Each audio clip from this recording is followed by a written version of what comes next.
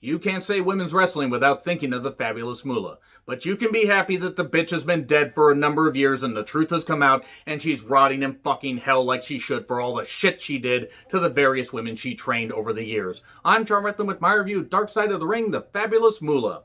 Now, there is no disputing the fabulous Moolah had a hell of a goddamn career as far as holding the women's championship for so damn long, and the women she trained, and they went on to have varying levels of success. She did train a lot of women, and she had a hell of a goddamn career. She also did a lot of really shitty things, that's putting it mildly, to many people, including Sweet Georgia Brown, the stuff she had to go through.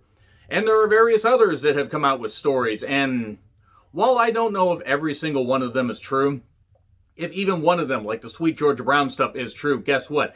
That's on Moolah's hands. That blood and all that shit that happened to her was on her hands, and she deserved to fucking burn in hell just for that. But Fabulous Moolah was a goddamn piece of shit in a third layer of the alphabet, choosing my words carefully here, just a little bit, and I don't feel bad for saying that, fuck Fabulous Moolah, I'm glad she's dead. She's been dead for a number of years, and when WWE decided to name the Women's Battle Royal at Mania 34 after her, I'm glad that, all the shit came out and that Moolah was exposed for being the rottenest human being, at least as far as women's wrestling goes. My fucking God, they thought that was a good idea. They got Snickers upset. They got sponsors upset and they had to pull that shit. And it was a good thing because Moolah's legacy, well, yes, noted. And she did train a whole lot of women. It doesn't deserve to be remembered in a goddamn positive light. I don't care how many women she trained and went on to levels of success in wrestling. I don't fucking care. Fabulous Moolah, much like Jimmy Snuka's, legacy, Chris Benoit's legacy, should be fucking buried. Or if you're going to, even talk about it, you're going to have to, mention all the bad shit as well. Because she is right up there with a lot of people that did a lot of really shitty things in wrestling. You want to remember her legacy? Fine, but you got to remember the bad shit. Anyway, so if she had not, ran the women's wrestling business, there might have not been women's wrestling, and that was a quote from Cornette. If Moolah was alive today, I'd probably slap her, was a line from Princess Victoria. And there are a lot of people they got for this one. This was a great way to close out Dark Side of the Ring Season 1. There was a lot of abuse with Moolah, on her property, 101 Moolah Drive. Mary Austin, Moolah's daughter, talks about, Moolah's life, legacy, all that. She knew her as her mother. Okay. I'm not going to sit here and knock the daughter. I'll knock Moolah all I goddamn want because of all the stories that came out about her and all the shit that she did. I'm not going to knock the daughter. And then Selena Majors, who was Bambi, a.k.a. the Screaming Southern Mullet, as I'm going to call her, because that's all she was. She was a goddamn mullet that screamed and said, oh, well, people should remember Moolah, for being great and stuff like that. She can remember that if she wants. She was named Bambi. She was named basically the porn star name, from the 80s or whatever, and not even a good porn star. I mean, good Lord, the Screaming Mullet just kept fucking yelling and yelling, oh, remember her well. Now, fuck you, you dumb bitch. I'm not going to remember her in a positive light because she doesn't fucking deserve it. Legacy or not. It's fucking horseshit. She wanted to wrestle Moolah as Dynamite Dixie Majors, and she had a doll, and she wrestled around with her. A lot of kids wrestled with dolls and pretended to be wrestlers and wanted to grow up to be wrestlers. Moolah wanted to be hated, and she played it up. She was a great heel. She was. She wasn't very good in the ring. She wanted to be Mildred Burke, and she was barely Mildred Burke's, pinky finger. On either hand, take your pick. Cornette talks about seeing her at 15 when he was a photographer in Memphis. Oh, can I have a picture for the magazine? Always say for the magazine. And Moolah broke the Madison Square Garden ban on women's wrestling, and she was on MTV at nearly age 60. She had made it to that point from the mid-50s, fighting through claiming what she fought through and everything, and had to got to the biggest payday she had on that MTV show where she put over Wendy Richter. And the daughter talks about Moolah loving Mildred Burke and the Buddy Lee Wolf scumbag shit. If you read up about Mildred Burke and Buddy Wolf, fucking Christ. That stuff about Wolf. Goddamn ridiculous. Mildred Burke, it's amazing that she survived as long as she did. I mean, credit to her for being legit tough and being so fantastic in the ring. I mean, and I haven't been able to really see that much. I've seen and heard stories about her. I wish that there was more footage, but obviously from when Mildred Burke wrestled, there wouldn't be a ton of footage.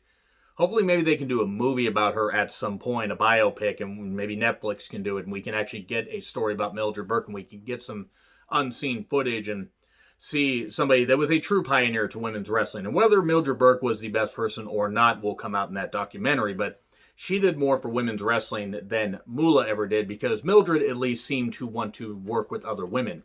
Moolah wanted other women to work underneath her. That is what Moolah's legacy is. Burying other women, because she just couldn't stand the fact that there were so many women that after a few months of training were better than Moolah could ever be in the goddamn ring. Tough or not, she was not a good technician in the ring. And she was never gonna be, and that ate her up, that there were so many women that would always be better than her as far as workers. Moolah's way down the goddamn list, legacy or not. And, Moolah met Buddy Lee, they fell for each other, and her career grew, and then we talked about the Mania 34 Battle Royal controversy. There was a guy, Nigel Sherrod, or whatever the hell his name is, the Fight for Moolah campaign. Oh, Moolah needs to be remembered. I don't know who the fuck this twerp is, this goddamn idiot. I don't fucking care. If he wants to believe that Moolah deserves to have her legacy remembered, well, fine. That's fine. As a fan, I think it should be fucking always, with the biggest asterisks possible. But he interviewed over 20 women. They said, that the rumors weren't true. Okay, cool. Release the names. Have the women have the women say it. And there was some footage a little bit later, like audio and stuff like that. Oh, Moolah should be remembered. We get the Sweet Georgia Brown stuff. This is where I had to pause it. Now, I have seen this episode already. And I didn't review it at the time because I didn't review season 1. I've been going back and doing that. And this completes my season 1 reviews. But I remember actually when I watched it, I think somebody uploaded on YouTube shortly after it was on Vice. I watched it and actually had to pause it several times and walk away. I had to pause it at least 3 times during the Georgia Brown stuff. You hear from the family members. The kids talk about what the mother went through. She would always, she would go out on tours, but she there was a cool banner with various women wrestlers' names in the garage of one of her daughters, which was really nice. That was really goddamn cool to see that. And she had a run-in with the Sweet Georgia Brown had a run-in with the KKK in Mississippi. Pretends to be shocked. Nothing against cool people in Mississippi, but there's a lot of, racism, rooted in, like, various states like that. It's fucking bullshit, by the way. The KKK should be abolished and ended and, burned to the goddamn ground. But, she was ranked number 4 in the world in 1964. The kids stayed with her aunt, and the aunt would always comment that she would come back pregnant. It's like, every time you come back with one of these half-breeds. This is where things started to get really angry to me, because I remember saying shit like that when I was younger. And I mean, sidebar, I know that, some people that have been watching this channel for a bit, you will remember, and some of you may not remember, because some of you may not heard this. I used to be extremely racist and extremely homophobic and a whole bunch of other stuff. And a lot of people were in their youth. I think a lot of people were pretty hateful in their youth, and I'm not excusing it, but that's just how it was. Fortunately, I grew out of it, but hearing stuff like half-breeds and hearing the stuff that was said about her, because, the kids, their race and stuff like that, but also, just what Sweet Georgia Brown had to go through. It reminded me a lot of shit I said when I was younger, and it angered me even more, and I actually had to pause it for a few minutes and then head off. I had to, just do some stuff, and then I had to come back to it. I mean, it's only a 44-minute episode, but just really goddamn frustrating.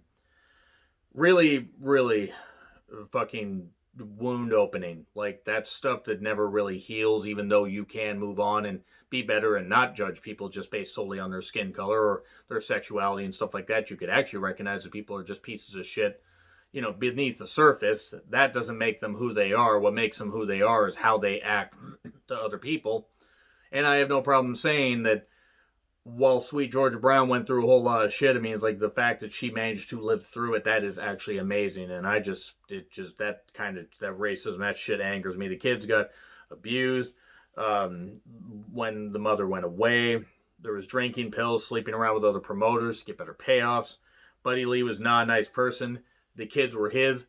Maybe not. Seems to be implied. And then the uncle burned the wrestling stuff because he didn't want, he did all the stuff once, all the stuff from Sweet Georgia Brown, just he didn't want any memories of that. That was kind of eye-opening, showing that, like, while he appreciated what she did, that he didn't want any memories of that, and the kids want her name to be honored, as she should be. South Carolina's first African-American women's wrestler, I believe, and that is something, that is a legacy she should be honored with. Moolah Compound 101, Moolah Drive, the girls were taken care of. According to Majors, that is debatable, because we find out a little bit later that they weren't really all that well taken care of. Wendy Richter talks a bit about, loving wrestling Princess Victoria, aka Victoria Otis. She had an abusive childhood that got her into, drove her towards wrestling. Don't go to Moolah, as a friend said, but she wanted to work, and place was run kind of like a bit of a camp, if you know what I mean. Diamond Lil, she was a midget. She was Moolah's friend. Her and Victoria used to drink beer. Victoria was the one that snuck the beer onto the compound, put it in a pond, and they would just drink that. Richter talked about how hard training was, and that it was $300 a month from 4 women, so it was $1,200 a month in the 80s, and 25% of their booking fee, whatever Moolah said the booking fee was, went to Moolah. Now, it's not that Moolah was the only person to do something like this and take a booking fee, for booking women out. There are people that have done that for years and years in wrestling, going all the way back to the 30s, 40s, that kind of stuff. It's the way Moolah trained them, and it's the way Moolah basically treated them like pieces of meat. If you don't even care for the people, you just make them feel like they're expendable, then, well, they're not going to have the best opinion of you. Victoria ended up breaking her neck, and Moolah basically ended up kicking her out a month or 2 later, because she was like, well, you can't wrestle because of your broken neck, but go to this guy in Holland and you'll get a good payoff and everything. It was implied you need to sleep with him, be nice to him, and he'll really be nice to you. Well, she didn't do that. She threatened to break the guy's wrist. She got kicked out with $20 in her pocket. She never wrestled again. That's another thing where it's like, that's fucking horseshit. She then told the other girls, Moolah told the other girls that, she was in jail for dealing cocaine. Not that she broke her neck and it was of no use to Moolah, because then the women would know their fate if anything happened to them. Injuries happen. Moolah was a fucking idiot and a fucking cold, heartless bitch. And I'm glad Moolah's fucking dead. She deserved a fucking rot, and I hope her last few days were painful. I hope they were really fucking painful for her. Because it's one thing to maybe be a bit of a heartless promoter or whatever to an extent, but to be like that, nah, Moolah deserves every bit of bad shit she had said about her. And then Wendy talked about loving wrestling, the Cyndi Lauper connection, the build to Moolah versus Richter, which was a big goddamn deal looking back on. Now, I was not watching wrestling at the time. I didn't start watching wrestling until War to Settle the Score in 1985. Because I was born in the beginning of 1981. Now, had I been able to see MTV, I probably would have been even more enthralled. It's like, women wrestling. But I mean, again, when you be 3 years old, you wouldn't have a goddamn clue what was going on. And the Rock and Wrestling Connection was a big deal. Vince wanted to push Wendy Richter, really wanted to do a lot of great things with her. Like, she needed to beat Moolah for the championship. Vince wrote a check for Moolah to basically drop the title, and she was in his inner circle, no, not the AEW faction, for the rest of her life, because that was a big goddamn deal. Wendy Richter winning, she was thrilled, the fans were thrilled, and it was off to the races.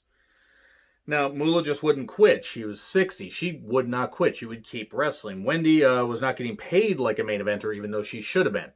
Now, whether Wendy should have been getting Hulk Hogan money is debatable. And I'm not saying, a discrepancy between men and women.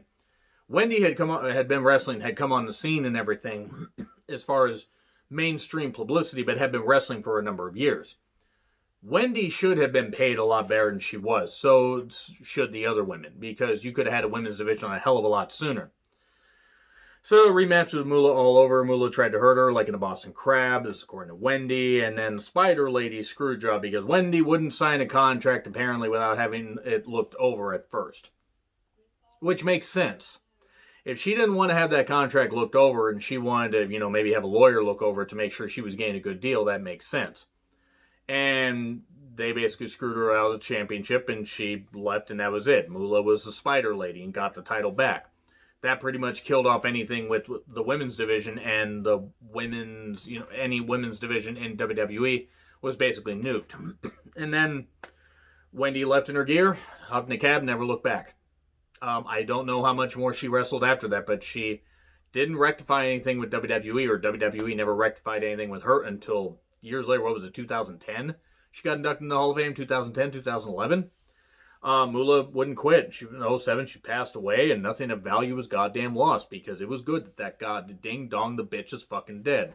Moolah's legacy, and various people talk about, there's audio of women defending her, and there are others basically saying, like, she was a terrible person, but you can't erase her legacy. No, you can't erase her legacy. I will agree with that.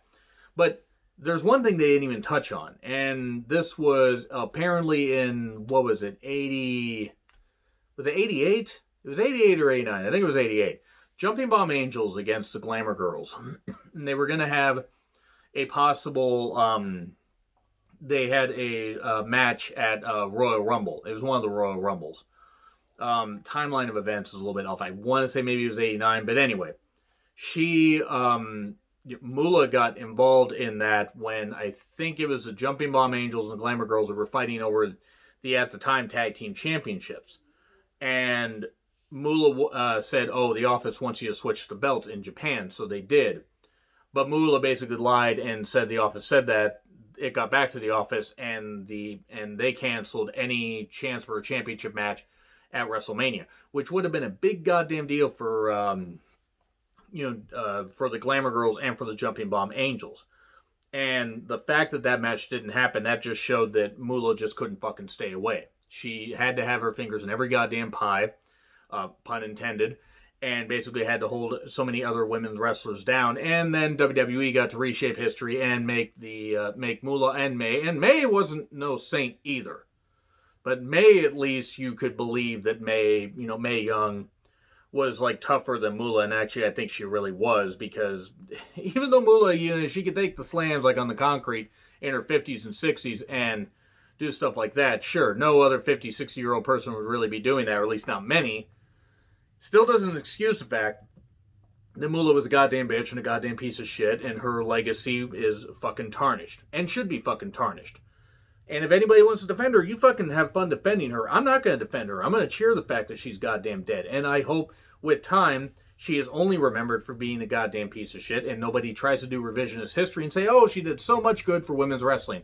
No, she fucking didn't. She held so many other women down. So many other women got screwed out of payoffs, like, the aforementioned Women's Tag Team Championship match, and so much other shit happened. Look at the stuff she was doing in the late 90s, early 2000s.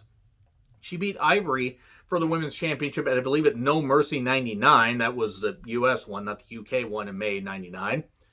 And that was fucking shit. She got bashed over the head by Jeff Jarrett. When you're making me cheer for Jeff Jarrett instead of the fabulous Moolah, that's saying something, because I don't really like Jeff Jarrett either. But yeah, Moolah did a whole lot of bad shit, and then when that Battle Royal stuff came out and people just threw out all of this stuff, not just accusations, but actual truth, good. Moolah's legacy should be goddamn tarnished, and if everybody's all upset about that, well, too fucking bad. I choose to remember Moolah as having a hell of a legacy, but tarnished because she fucking deserves to be remembered as being a goddamn piece of shit. She's rotting in hell, as she should. And anybody that worked with her to help hold down the other girls should be rotting in hell as well. Anyway, that's all I gotta say about that. Agree, disagree with what I said? Like, share, subscribe, Twitter handle in the description. I'm John Retlin. I'll see you soon.